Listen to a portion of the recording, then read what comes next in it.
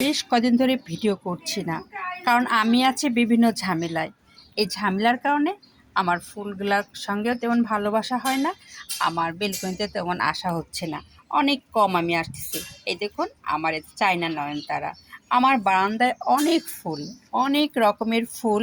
এই দেখুন, কিন্তু সেই ফুলগুলোর সাথে যে কথা বলতে হয়, ভালোবাসা দিতে হয়, এটা আমি একবারে কম পারি।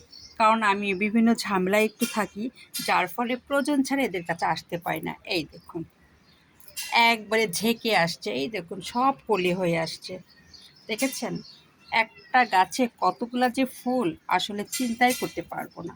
এই দেখুন, এই দেখুন, সেই সেই সেই সুন্দর।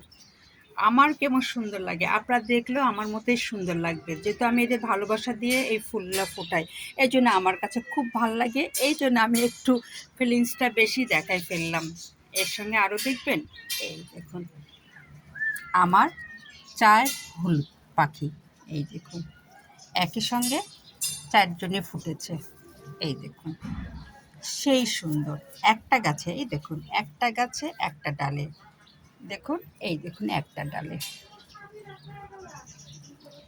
এই দেখুন সেই সেই সুন্দর, সেই সুন্দর। এই হলুদিয়ার ভালোবাসা দেখে আমি আসলেই অবাক হয়ে যাচ্ছি, যে একসঙ্গে একটা গাছে 4টা ফুল, এটা খুব কম ভাগ্য না আমার, আমার অনেক ভালো ভাগ্য যে আমি এই সুন্দর ভালোবাসাটা এই পেয়েছি। শুধু এটা দেখলে হবে না, তার সঙ্গে আমার আছে আরও, এই দেখুন, দেখুন